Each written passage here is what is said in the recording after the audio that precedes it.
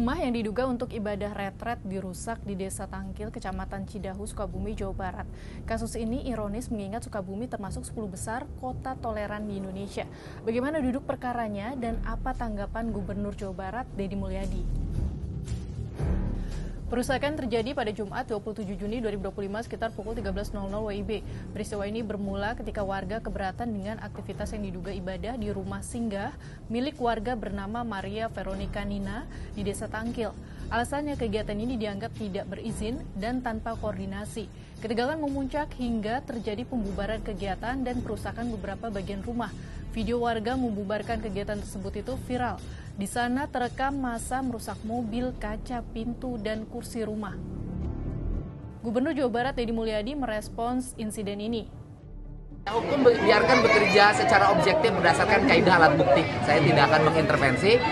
Urusan hukum saya serahkan sepenuhnya prosesnya kepada aparat penegakan hukum. 100 juta itu dari pribadi atau dari saya. Uang negara, Pak? Pribadi saya. Dari pribadi gubernur berarti ya 100 juta. Oke. Terima kasih. Nggak boleh terjadi peristiwa seperti ini. Semua orang harus hidup rukun, saling menghargai, saling menghormati. Menghormati perbedaan, menghormati dia. Polisi pun turun tangan dengan melakukan mediasi serta meminta keterangan 9 saksi. Pada Selasa 1 Juli, polisi menetapkan 7 tersangka perusak rumah. Ini sudah 9 orang saksi dan keterangan dan proses hukum tentunya sebagai akuntabilitas adanya laporan penyidik menindaklanjuti dengan profesional dan profesional.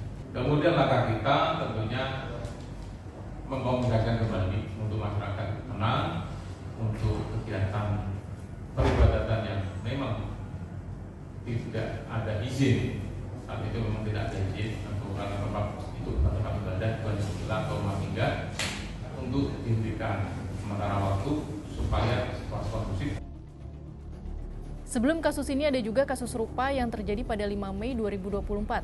Saat itu sekitar pukul 19.30, mahasiswa yang beragama Katolik tengah berdoa rosario di sebuah rumah kontrakan di Jalan Ampera RT 007 RW 002 Kampung Poncol, Kelurahan Babakan Setu, Kota Tangerang Selatan, Banten. Lalu datang warga yang berteriak membawa senjata tajam dan membubarkan ibadah itu. Polisi lantas menetapkan ketua RT dan 3 warga sebagai tersangka. Jika ditelusur, dalam kasus-kasus serupa terdapat 2 penyebabnya, yaitu kesalahpahaman izin dan intoleransi agama. Izin mendirikan tempat ibadah diatur dalam Peraturan Bersama Menteri Agama dan Menteri Dalam Negeri. Peraturan bersama ini dikenal juga dengan SKB 2 Menteri tentang rumah ibadah. Dalam SKB ini dijelaskan prinsip pendirian rumah ibadah harus didasarkan pada keperluan nyata dan sungguh-sungguh berdasarkan komposisi jumlah penduduk. Pendirian rumah ibadah juga dilakukan dengan tetap menjaga kerukunan umat beragama, tidak mengganggu ketentraman dan ketertiban umum. Terdapat syarat khusus pendirian rumah ibadah, diantaranya harus menyerahkan 90 nama pengguna rumah ibadah yang dibuktikan dengan identitas KTP dan mendapatkan dukungan dari 60 warga setempat yang disahkan lurah atau kepala desa. Terkait insiden perusakan rumah retret di Sukabumi ini, Setara Institut Senin 30 Juni mengecam tindakan intoleransi berupa pembubaran paksa, intimidasi, dan perusakan fasilitas serta simbol-simbol keagamaan dalam kegiatan ibadah retret.